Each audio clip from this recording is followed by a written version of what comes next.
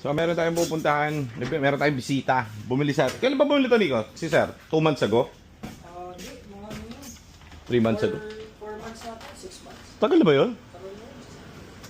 Puntahan natin na sa labas. Wala lang, papaskan lang si Sir. Kasi, ano to si Sir eh, ang tawag dito. Nilublob niya sa river ang kanyang kotse, ang EcoSport niya. Ganda na itong EcoSport na to, guys. Ano to eh, bili ni Sir. Pagbaba niya ng barko, kapitbahay ko pala siya. So, kasing 3 blocks away lang ganun. So, saan mo gaano kaganda yung EcoSport.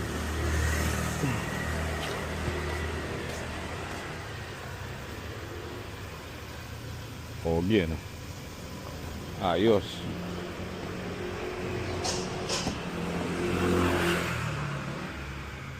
Sir, pasok ako sir ha. Kailan kayo alis sir? Sa Friday. Ngayon Friday? Sakay na kayo? Ang balik nyo, February? Hindi. August ba? Pwede yun, tanggalin ba? Anywhere ko lang, February siya mag 6 months. Oh, tanggalin nyo lang yung battery niya. IPC, ano, all clear? Yung fog light lang. Ano. So ito, ilang buwan na sa inyo to sir? Tatlo na. Tatatlo na, 3 months. Saan kayo bumiyahe nun yung nandun kayo sa ano? Sa Tanay. Tanay? Ano yun? Parang off-road? May part na off-road. Okay naman, ganda yung drive. Problema. Oo, ayos. Wala naman aerob sir eh. Pero pabalik, wala rin nung pabalik, wala akong naging problema lalo pabalik. Papunta wala naman problema, yun lang inano ko. May lumabas lang naman ng check engine.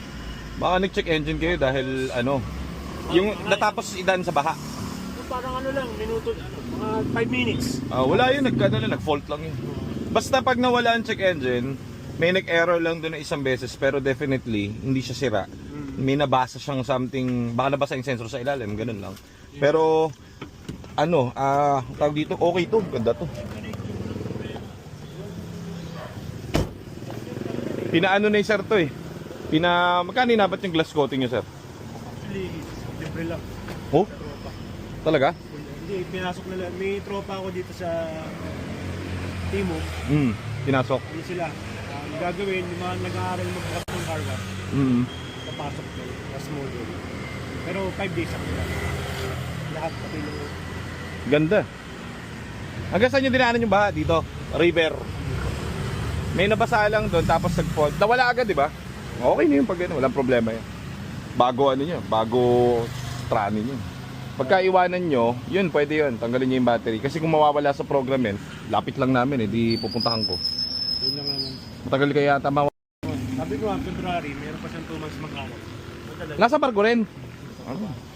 Oy, para magamit. Yung dati ko kasi sasakyan, hindi nila kayang i-drive. Malaki? Gitara. Malaki. Pang-off-road. Hindi nila kaya. Kaya kumuha na ako ng pag-isip. Mas maliit. Oo. Basta dito sabihin mo sa amin kapag kapatid mo gagamit, lapit lang namin eh. Ngayon, kapag hindi naman gagamitin, tanggalin mo yung isang battery sir, yung isang polarity. Tapos, stay mo lang doon. Hindi naman magkakaproblema yan. Para hindi na i-start kung matagal na mawawala. Pero kung hindi ko tanggalin, Okay lang naman. Wala ang problema.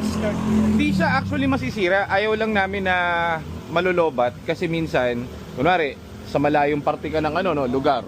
O tapos kailangan siya i-program, medyo malayo. O sa inyo sir, ang lapit nyo lang. Very kayo, very close. Maasahan nyo kami pagdating doon. Ingat sir, no problem. Ingat kayo sir ha. see you in 8 months. Ano kayo, visit na lang kayo pagka babaan nyo ulit. Thank you sir.